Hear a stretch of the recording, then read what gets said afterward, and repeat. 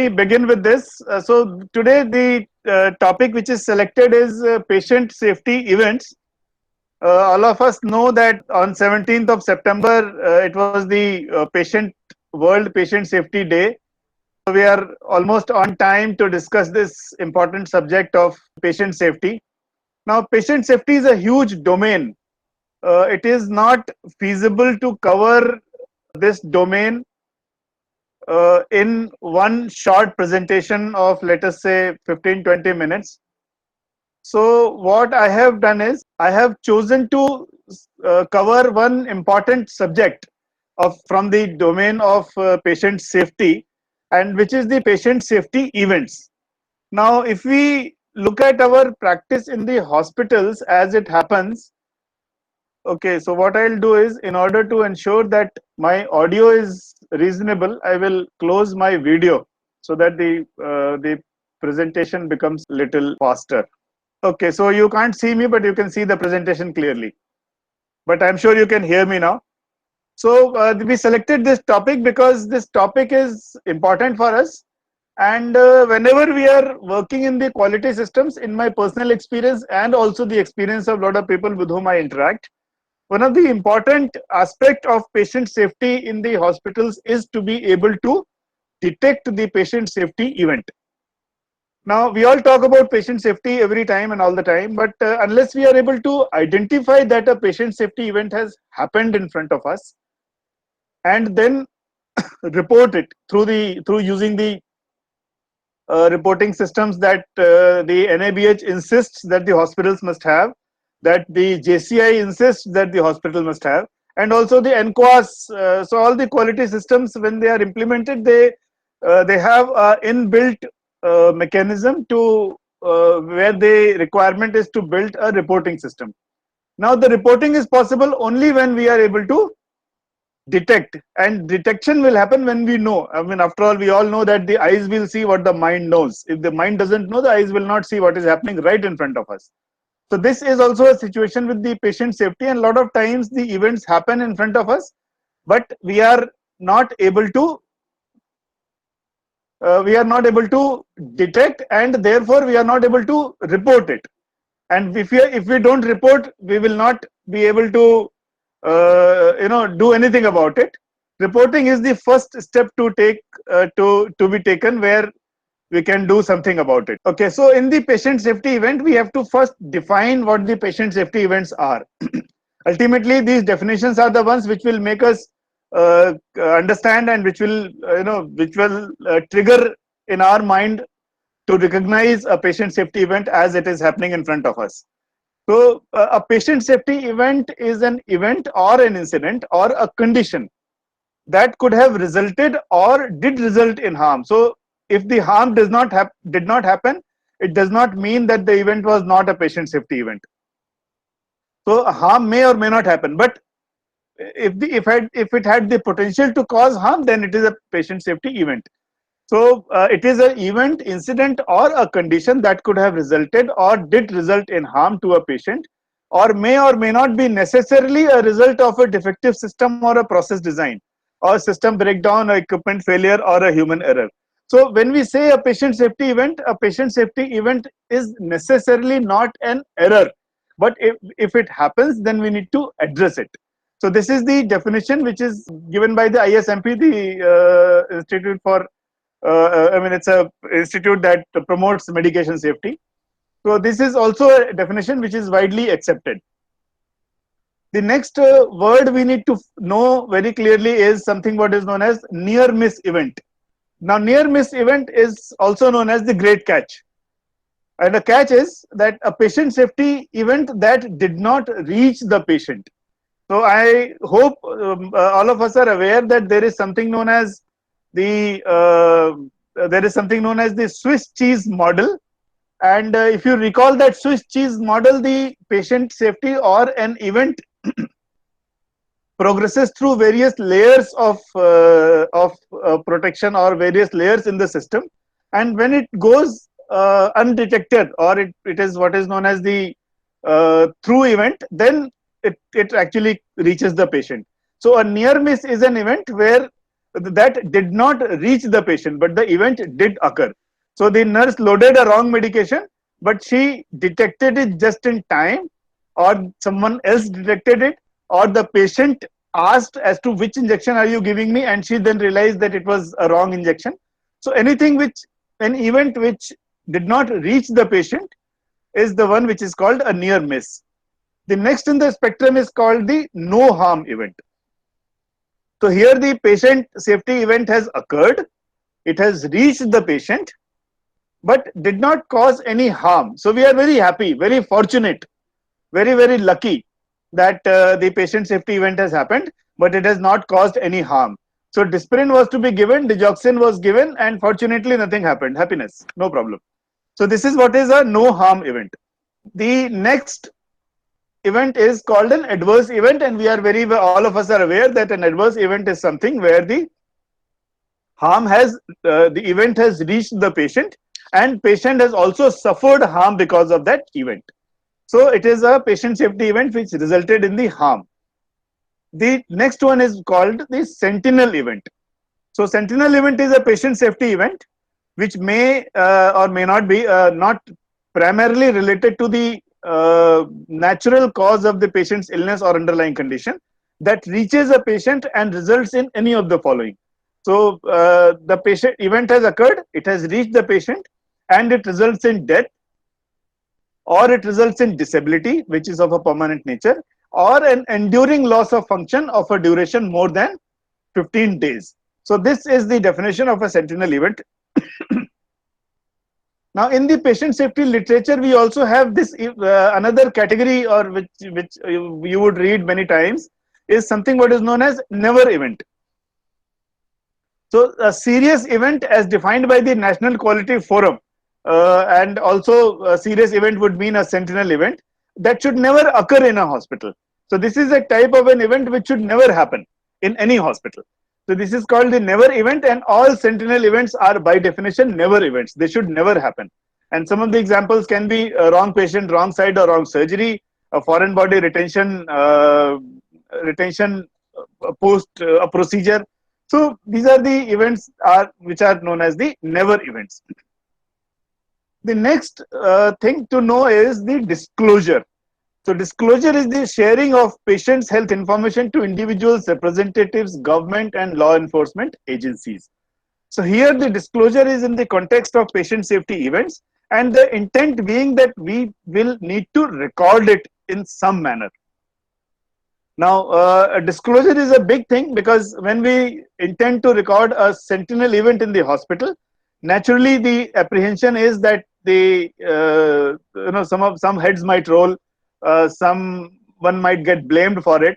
However, the literature of patient safety and the patient safety movement as it is going, and the way the things are shaping up, blaming anyone is no solution to any problem. And particularly in the patient safety domain, blame free approach is one what is required, and disclosure is something that needs to be done, because without disclosure there will be no corrective action subsequently. So having seen this, now let us also review the definition of what is called a root cause analysis. I have included this definition here for a very simple reason, that root cause analysis is something which all of us talk about frequently. I mean, you see any hospital, any quality system anywhere, and we'll see that every event that happens, a typical response is that we did a root cause analysis and we did more training. Now, root cause analysis leading to more training of individuals essentially mean that the individual was at fault. Whereas by definition, a root cause analysis is supposed to look at the systemic factors, so that even if the individuals are not able to contribute in a manner in which they are, the system provides, or the system has the provisions to prevent errors from happening.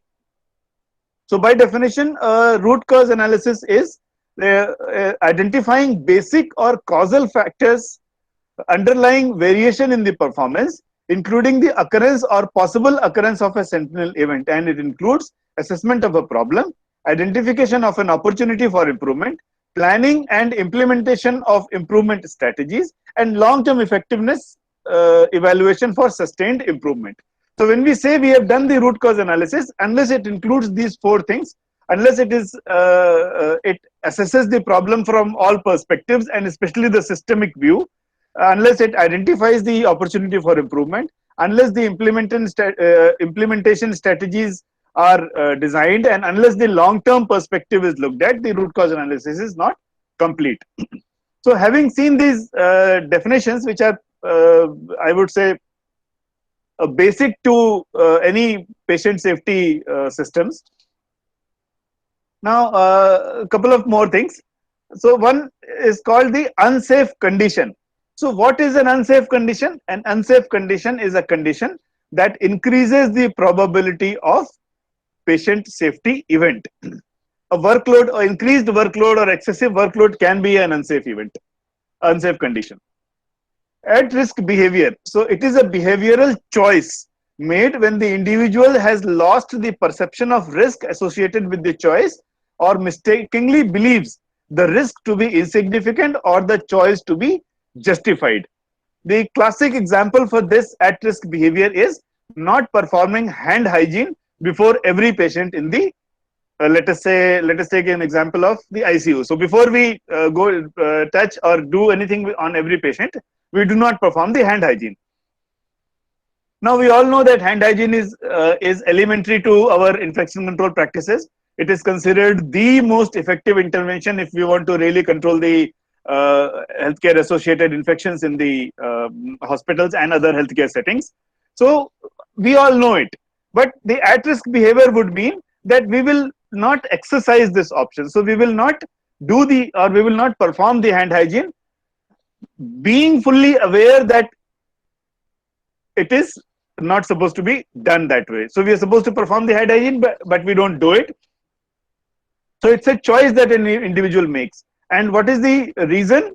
The reason is that he may have a perception that it doesn't make too much of a sense. I just performed hand hygiene before the previous patient, so why should I do it just now again? So there may be a lost perception of risk associated with the choice and the choice of not performing hand hygiene, or he believes that risk is insignificant. So he says it doesn't matter. I mean, I have trained in a government medical college hospital where we never performed this hand hygiene. So why should I do it now? It doesn't make so much of a difference. It is just a hype that is being created. So it is a mistaken belief that the risk is insignificant. Or sometimes we justify the choice. Itne sare patient hai, we have got so much of patient load that it is not possible to do this. So all these things are in the category what is known as the high risk or at risk behavior. And then next is the human error. So human error is defined as an inevitable, unpredictable, and unintentional failure in the way we perceive, think, or behave. It is not a behavioral choice. Nobody errs by choice. So we don't decide that okay, we will do an error like this. It is never by choice. It is an unintentional and inevitable event. Now, what is the difference between this and the at-risk behavior? So at-risk behavior is by choice. It is not unintentional. But human error is classified or it is defined as an unintentional failure in a way we perceive, think, or behave. So these are the definitions. And the last one is called the reckless behavior. So reckless behavior is also a term which is used in the patient safety literature, and also we need to know this. It is a conscious disregard of a substantial and unjustifiable risk. So hand hygiene is an example that we just covered. So that's one. There may be many other examples. For example, ignoring to validate the sterilization being carried out in the CSSD. So we know for sure that CSSD processes are so critical to the hospital outcomes as far as the infections are concerned. We know that CSSD must run in a certain manner. We know that the sterilization processes must be validated in a certain manner.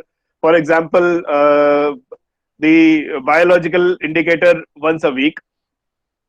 But we disregard this. We disregarded this by making a choice. And this is what is known as reckless behavior.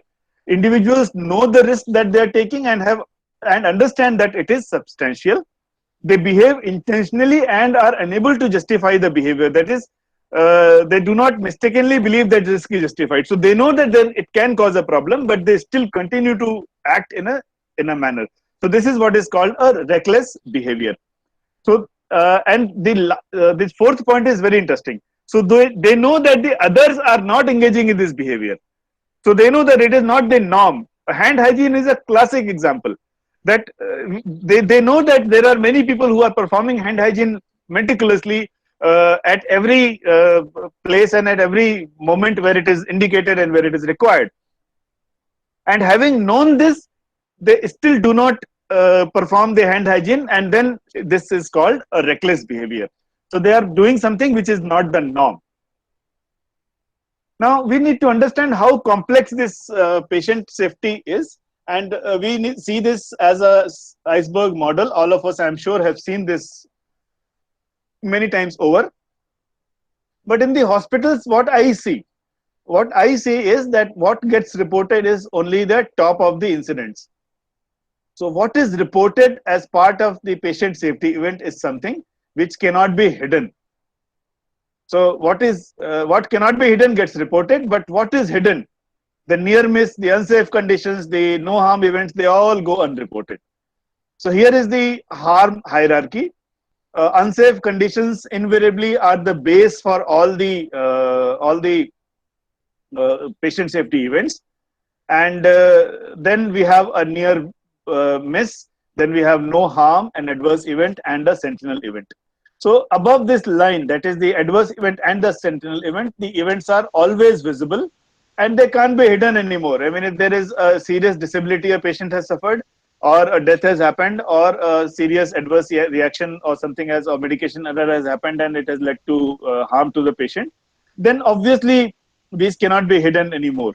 But when you have a no harm event, that means an event happened but the patient did not suffer any harm, so it goes unnoticed. A near miss event, unless and until eyes are very, very well trained to pick up a near miss, it always goes, or many times it goes unnoticed. And unsafe conditions are the ones we just discussed, unsafe conditions or the at-risk behavior. And when we do not control the unsafe conditions and when we do not detect and correct the at-risk behavior, the progression in the pyramid upwards is something that is only inevitable. So this is the harm hierarchy that we need to know. Now, what are the processes that are required to address the patient safety events? So the foremost is detection and reporting. Then we need to do recording and analysis. And then we need to do discussion and decision. And decision also has a component of implementation included in it. So in the detection and reporting, so the things that are done are typically staff education. So we train people how to pick up, how to detect, how to pick up an event, how to report.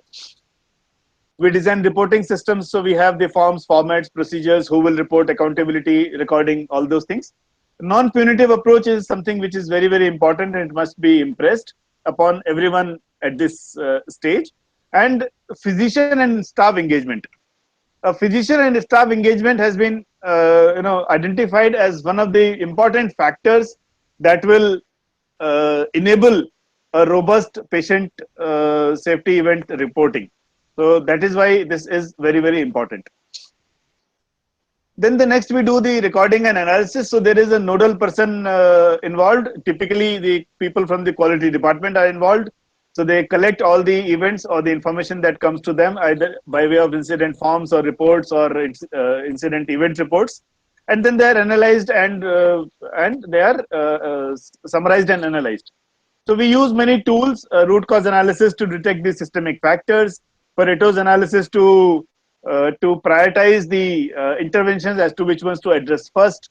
Run chart, the control charts, and the flow charts are utilized for examining and assessing the patient safety events.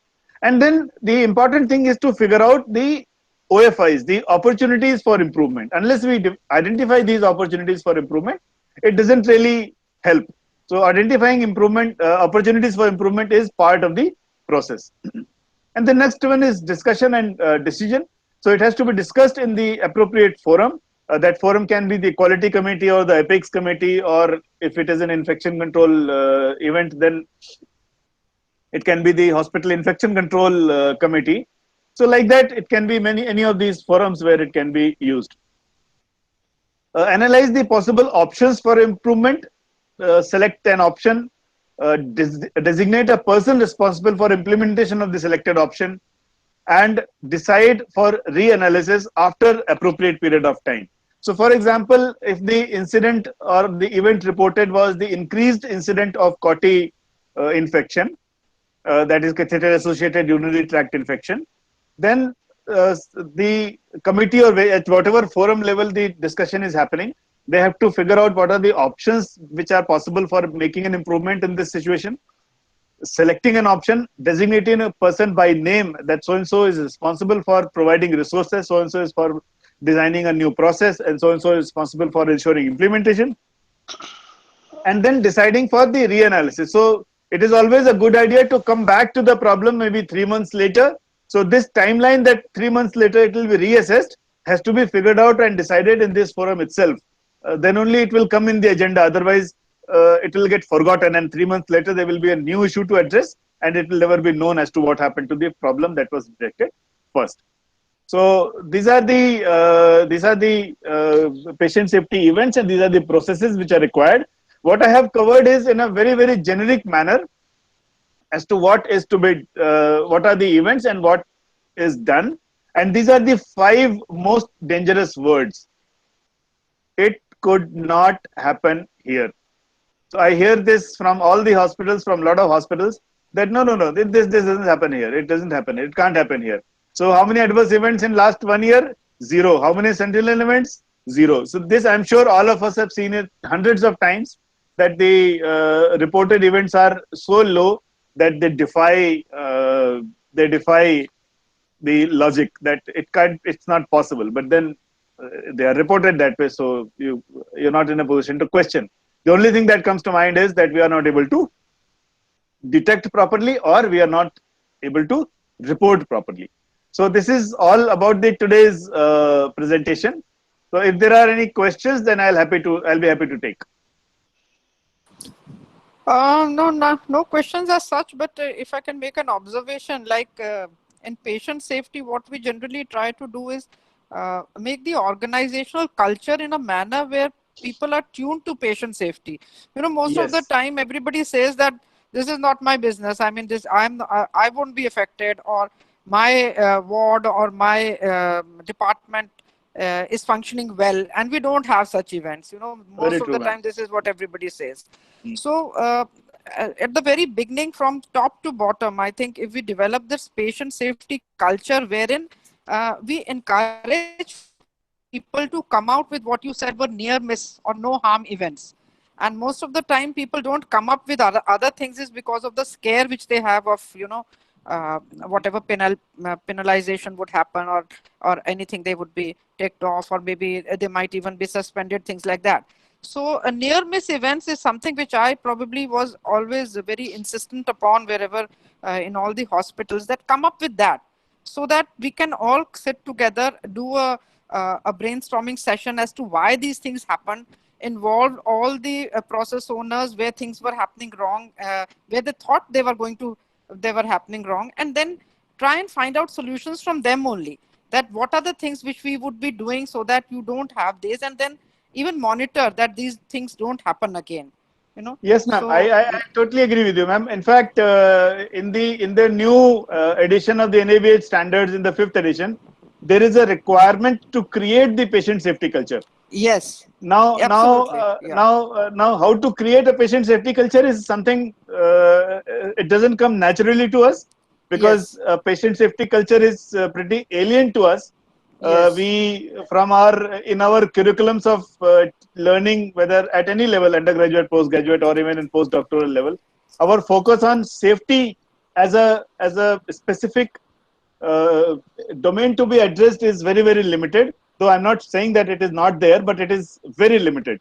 So therefore, to say that that culture needs to be created, it requires to be learnt. I mean, I'm aware, and I've also met many senior physicians. clinicians or many senior people who are in the management as well. Firstly, the focus is not there, but that's not a bigger part of the problem.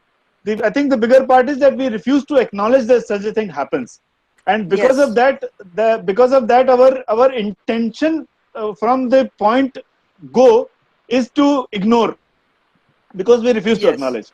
So I think that is what is making a lot of trouble at the level of reporting.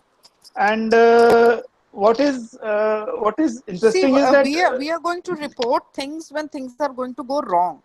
Now, if we set up a culture where we are accepting it, that we are designing systems in a manner where we don't want things to go wrong. You know, you talked about hand hygiene when yes, you ma'am, I said agree. I that agree. that I the agree. government sector people said that we've come there and there is no need for hand hygiene.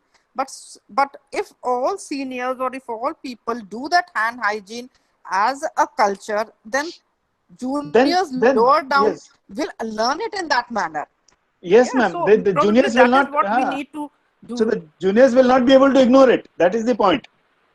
So once it Yes, happens at the top, then the yes, juniors they'll will not be able understand to it as an ignore it. Huh? important feature. Yes, But then, of course, so yeah, it is about creating a culture. Now, in the program that we are finishing today, yeah, we did have a session on creating a patient safety culture. It's also a program that we are in the process of building. So let's see, we should be able to kind of yes, start sometime. yes, It's an exercise. I mean, it is no longer a very amorphous thing that we are not able to define it, and yet we all talk about it. A patient safety culture in terms of literature and also in terms of modalities and methods of implementation is now pretty well defined, and one can actually take defined steps, implement defined actions to implement or to create a culture. So it is possible to learn how to create it. yes. So at You know, in the one of the hospitals, I was trying to implement the surgical safety checklist to Ma'am, prevent the wrong side and all. So the surgeon said, please don't tell me anything. I've been doing it for so many years. I am a surgeon very true. and I know. You please train my nursing staff and the technicians Correct, ma'am. on. So they're So not understanding these things. no, So that is I'll what, yeah, so this is another thing that I was coming to. Now, good that you brought it up. Uh, in the program that we are finishing today, in the implementation, when we talked about how to implement a quality system in the hospital, we said you don't start the system implementation from training of nurses, because yes, nurses are eventually will get trained. You yeah, start from the training of the top management, and the first person who should be trained is the person who's in the who's in the company board or in the trust or yes, in the managing absolutely. committee. So unless Yes, they figure out Ghosh Dada, welcome.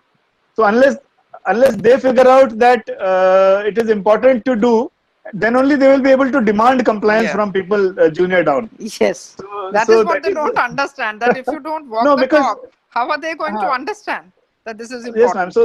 So they are not walking the talk. I mean, so it Yeah. has to begin from top.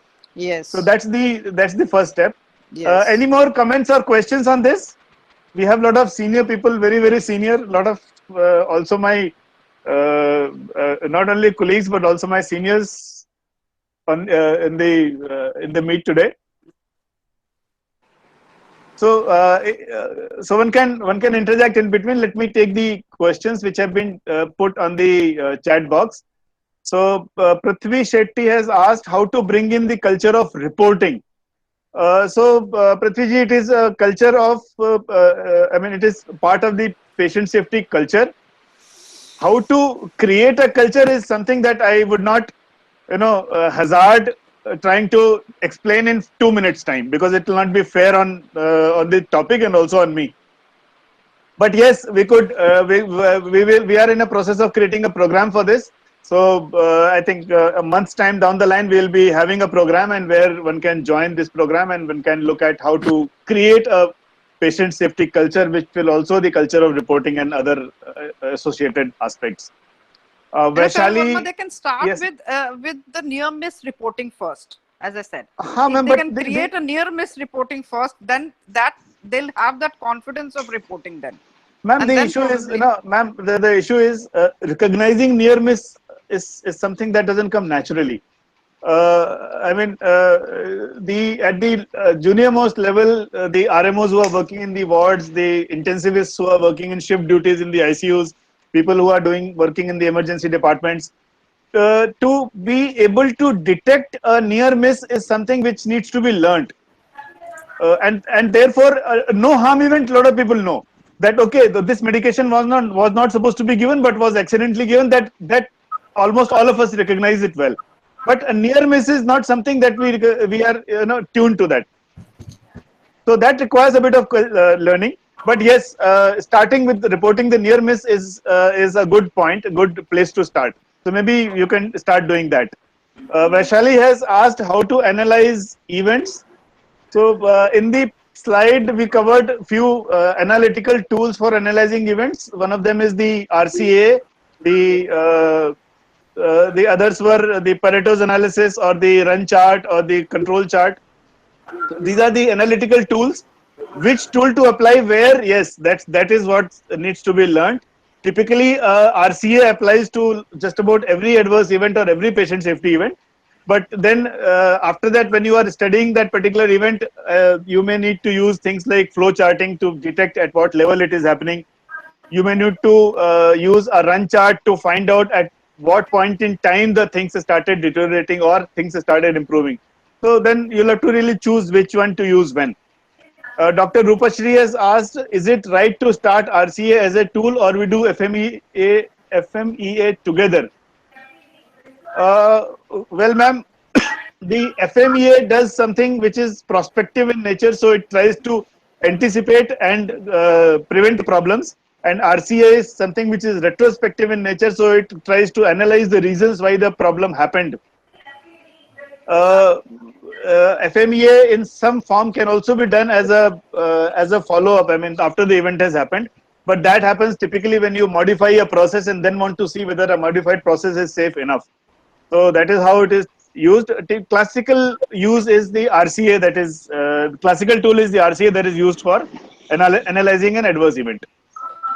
Okay, Dr. Ashok Sharma has asked, is the incident reporting documentation mandatory at entry level certification? So, well, sir, we will have to see whether we want to document to show it to somebody, for example, the NABH assessor, or we want to do the documentation for the purpose of improvement. I think the purpose of improvement is a higher goal for us, all of us to achieve. So, we must document. Whether somebody wants to see it or not is something a different matter. Entry level, you'll have to look at the entry level standards, whether it requires or not.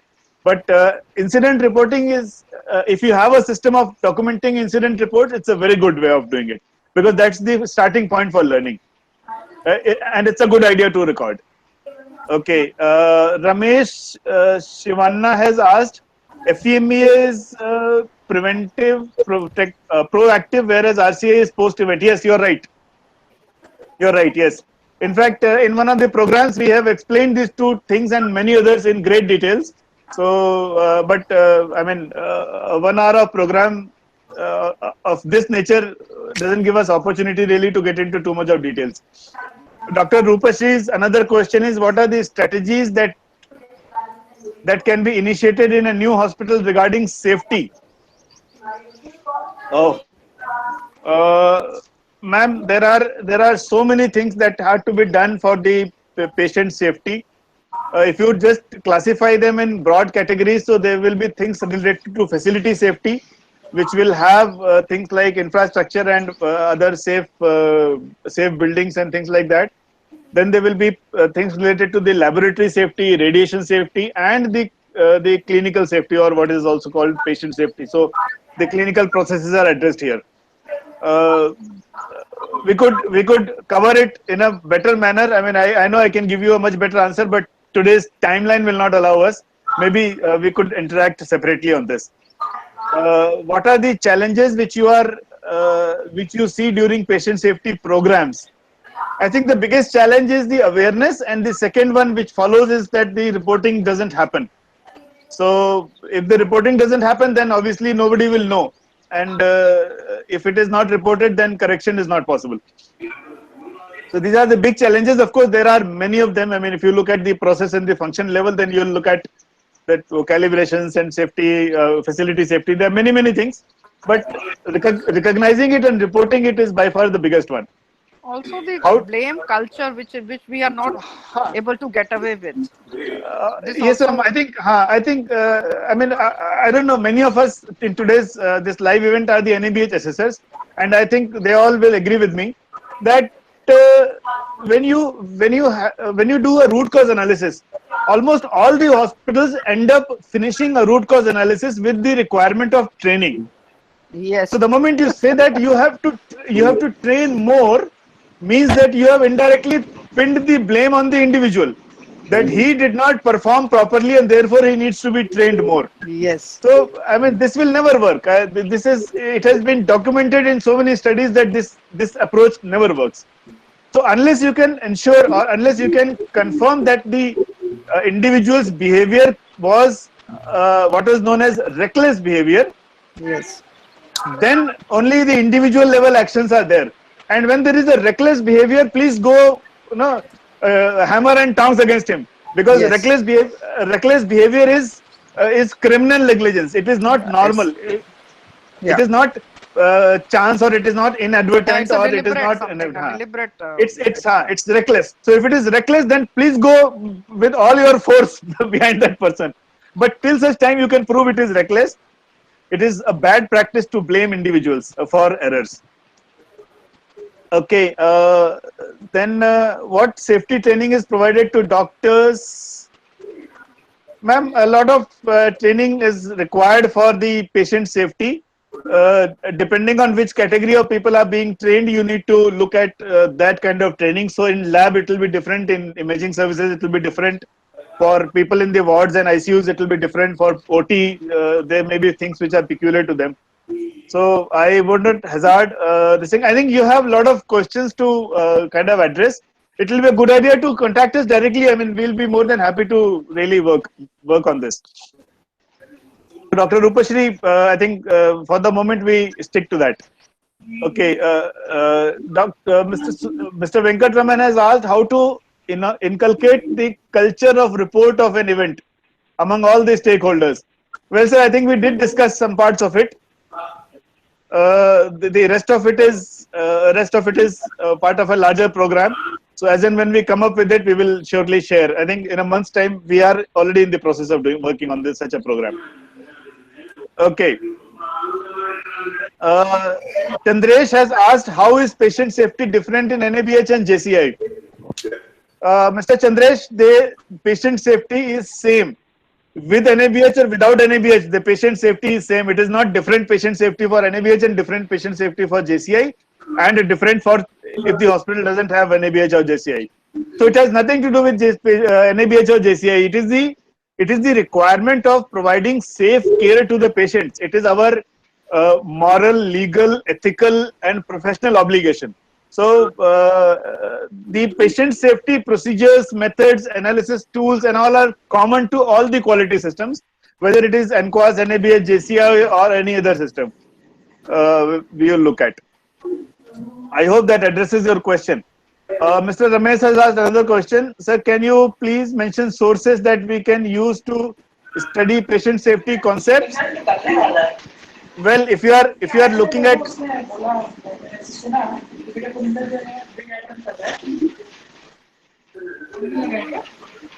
if you are looking at Mr. Ramesh, if you are looking at a specific patient safety issue to be addressed, then maybe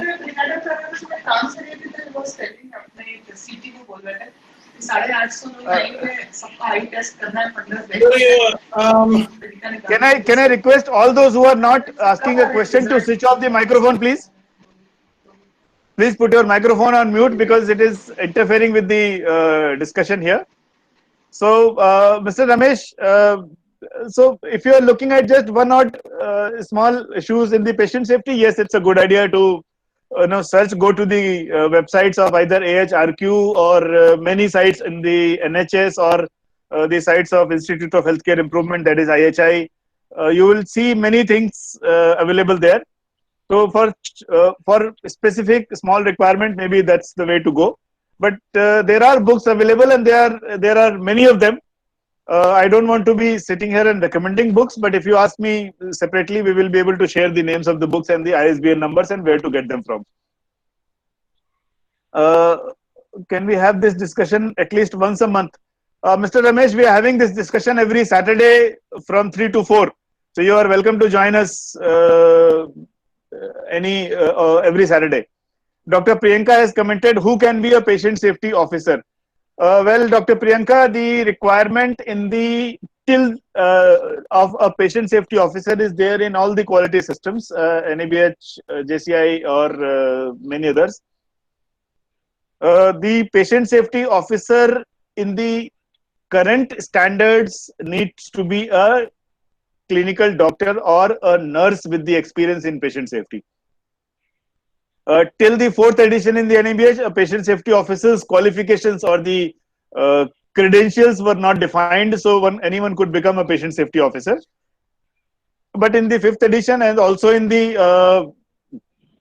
JCI, the requirement is to have a patient safety officer separately, who has to be either a doctor, a clinical doctor, or a medical doctor, or a nurse with experience in patient safety, or and another person called a safety officer.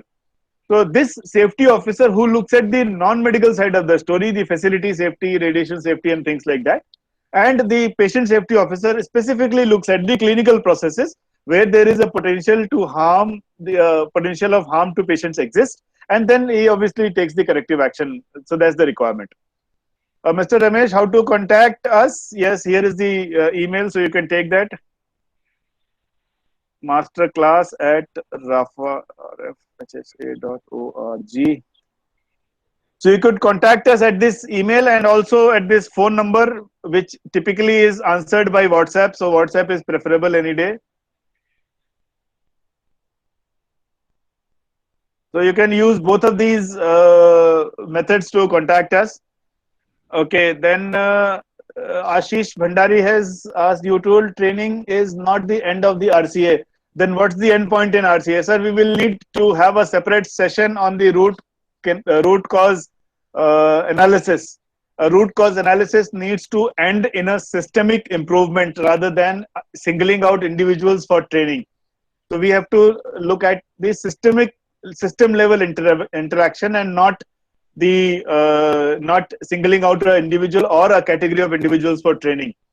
Having said that, there is more that needs to be stated on this, but unfortunately the time doesn't permit us. But you are free to interact with us separately. We'll be happy to collaborate.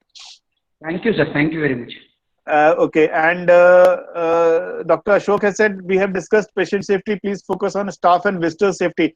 Sir, our focus in this short talks every Saturday is very, very limited for two reasons. One, that we have a diverse background of people, and if we get down to a lot of details, then it doesn't remain simple. It becomes complex. So our idea is to keep it simple, at least for a forum like this. The second is that we don't have so much of time really. For a 15-minute presentation that I had today, there has been a half-an-hour discussion on this.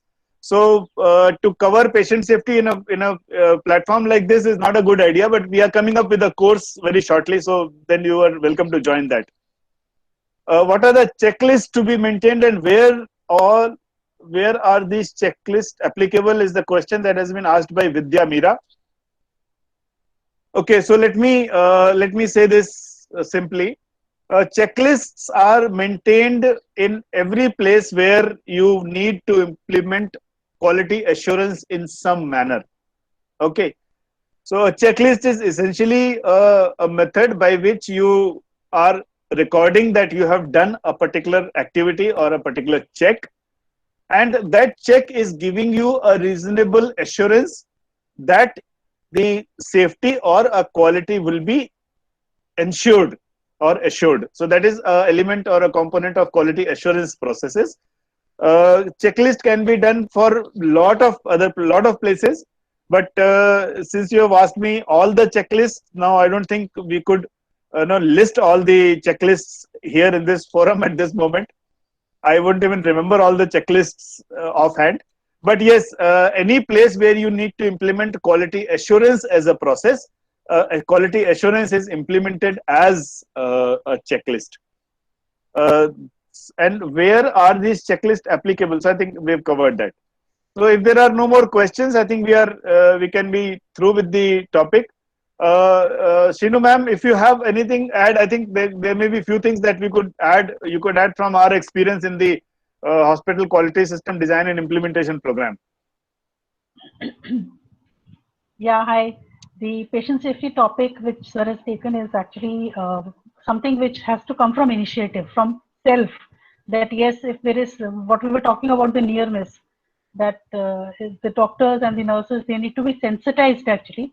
That if it is coming from within, yes, I have to take care of my patient and I have to take care of the hospital, then I have to be more vigilant and observant and raise my voice if there is any error which I have seen. It is not that I have to put it under the carpet and not disclose it because I'll be punishable. So that is something which needs to be sensitized to improve the reporting system. That is one thing which I wanted to add it. And the checklist which we were talking about, main it is the facility checklist, the areas where we need to implement facilities, and sir has said that it is the quality assurance program like in ICUs, emergencies, OTs, where we focus on the quality assurance and patient safety. These are the areas, ambulance, these are the areas where the checklists are very, very important. So short and crisp, good topic. Yes, if you really look at the NABH standards or the JCI standards, in many places they have explicitly stated that this checklist must be maintained. For example, I can remember, I mean, often tell you that a checklist for a crash cart is something which is maintained. A surgical safety checklist is something that is commonplace now. It has become commonplace. Similarly, you'll have checklists for ambulances. I mean, just about every occasion, and the checklist can be for the housekeeping requirements. So typically, I mean, as I said, quality assurance, wherever we are looking at quality assurance, checklist is the method to implement quality assurance. That is all I would say here. There is a lot of discussion that can take place, and this is not even the tip of the iceberg. It is just probably just an indication as to what all is there.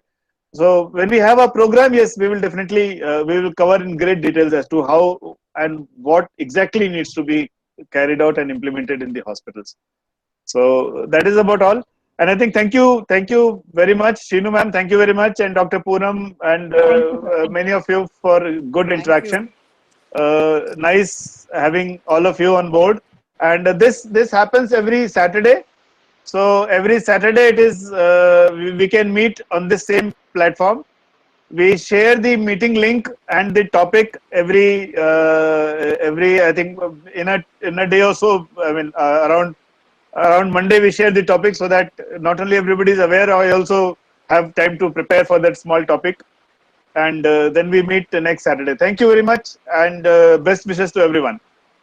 Happy learning, as we say in Rafa Learners Portal.